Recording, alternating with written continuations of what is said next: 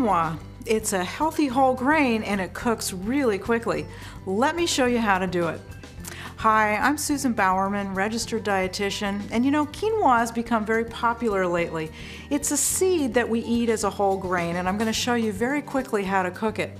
I'm going to cook mine today with some vegetables in it. Normally, you might want to just cook it plain, but I want to fancy it up a little bit. I'm going to put a tiny little bit of olive oil into my saucepan and get it heating up.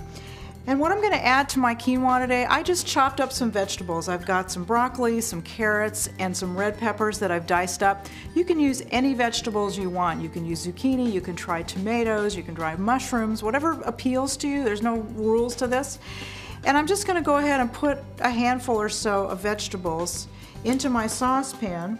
And I'm going to turn the heat up a little bit and I'm going to start to saute it. And as this is starting to cook, one thing I was going to show you is that I'm using the white quinoa for my dish today. But I also have in a pile here black quinoa and red quinoa. So you can find different varieties in your store. Now the other thing that you need to know about quinoa is that some varieties of quinoa need to be rinsed before you actually cook them. And the reason for that is that quinoa has a coating on it that's a little bit soapy. Now, many of your packaged quinoas will already be rinsed, so you don't need to worry about it. This one's been rinsed. But if you're not sure, then ask at your grocery store if you're buying rinsed quinoa or not. And if you're not sure, just go ahead and rinse it anyway. Now, in terms of proportions, it's very simple. You're going to use twice as much liquid as you are quinoa. So I'm going to go ahead now and add my quinoa grain. Just give it a little stir. And what this does by stirring it a little bit is it's starting to toast these seeds a little bit, and it just brings out the flavor. And just for fun, I'm going to add a little bit of turmeric. It's a nice spice with some flavor and it adds a nice yellow color. And then I'm going to go ahead and add my liquid. Now I'm using chicken broth. You can use vegetable broth. You can use beef broth if you want to. You can use plain water, of course. The other thing you might want to try there we go. Sometimes people will use something like diluted tomato juice. There's all kinds of things you can do. And I'm going to turn my heat up. What I want to do is I want to bring this to a boil. And then once it boils, I'm going to turn it down to a simmer. And then I'm going to cover it and I'm just going to let it cook for about 10 to 12 minutes and then it's done. Okay, so while we're waiting for it to boil, I want to say a couple things about this. Now, if you're making just plain quinoa, that's fine. It's pretty easy. You're just going to not do that first step where you're going to put your vegetables in. You can just put your quinoa in your pan, twice as much liquid in your pan, bring it to a boil. That's the easiest way to cook it. The other thing I like to do with this is if I have any left over, I put it in the refrigerator and then the next day I can turn it into a salad. So it's like a grain salad, my vegetables are already in there, and I can add some protein to it. So if I have any leftover chicken breast that I've grilled, or if I have some shrimp that I've grilled, I can put that in there, even a can of tuna.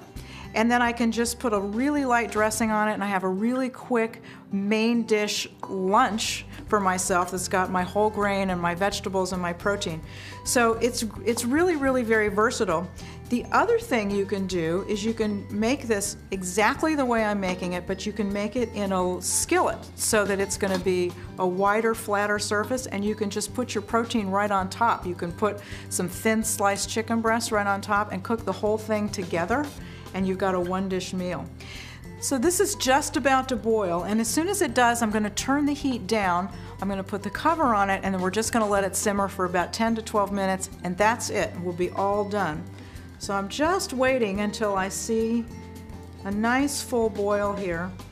And what you'll find is when your quinoa is finished cooking, you'll look at it and you're going to see a little, if you look very closely, you can see a little spiral of the germ of the seed on the outside of the quinoa. And it's one of the reasons that it has a little bit of a crunch that makes it somewhat different from eating other grains. So you'll see that when the quinoa is cooked, and what the heat is doing is it's helping to bring that germ out from the seed.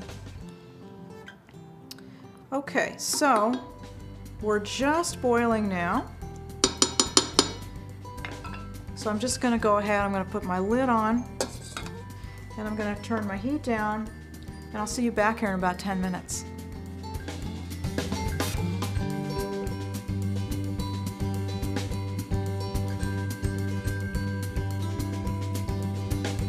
So it's been about 10 minutes and my quinoa is cooked, and the reason I know that is because I can look inside and I can take my fork and I can just fluff it up a little bit, and I don't see any liquid in the bottom of the pan. All the liquid's been absorbed by the grain. So it's ready.